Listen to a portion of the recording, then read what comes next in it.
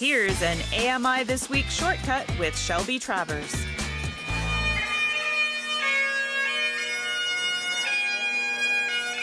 The opening ceremony of the AMI Canadian Visual Impaired Curling Championship officially launched White Cane Week, and a very special year for the Canadian Council of the Blind.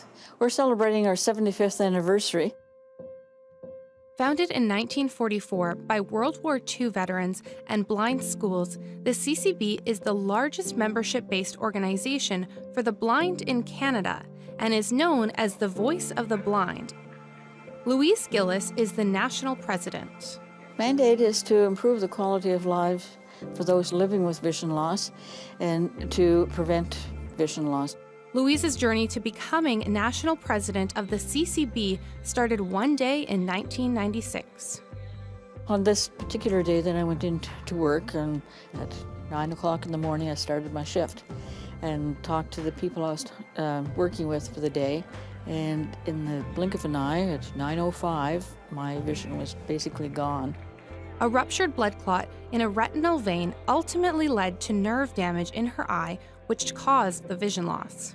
At first it was very difficult, but then I had to realize that, this is the way it's going to be, so I got to start thinking and move forward and get out and do something in life.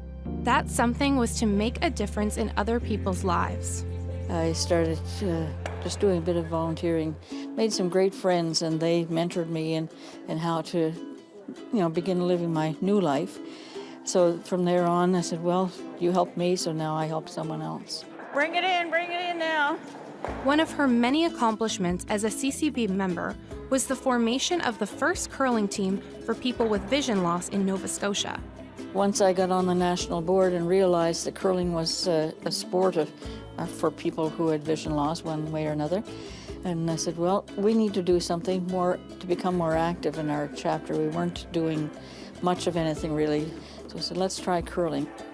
Just right down or up here is good. Her team competing at the tournament included another longtime CCB member, Jim Simmons. The cause of his sight loss was macular degeneration. I first noticed I was having trouble back in the 70s. Blood vessels would break and stuff like that. It got to where I was driving and I couldn't read license plates in front of me, but off to the side I could, and the street signs and all that. And yeah, I knew I was in trouble. And then about 2011, 10 right in there, they took my license away. Losing his license and his vision didn't spell the end for Jim. He loves an active lifestyle. I sail, golf. I have a brother-in-law that takes me on a bicycle down the trails. I'm not going to stop till my health stops, as simple as that. The curling tournament also plays an important role in keeping him active. I made a lot of friends over the years. People from BC, people from Nova Scotia, New Brunswick, every team that ever came here, we made friends. Team Nova Scotia coach Garth Nathanson is new to the CCB and working with visually impaired curlers. It's been fascinating. Yeah. It's a whole different thing than playing the game, and it's a whole different thing than playing the game with sighted people. Being fully sighted, Garth is honored to be a part of the CCB, even if it's just as a curling coach.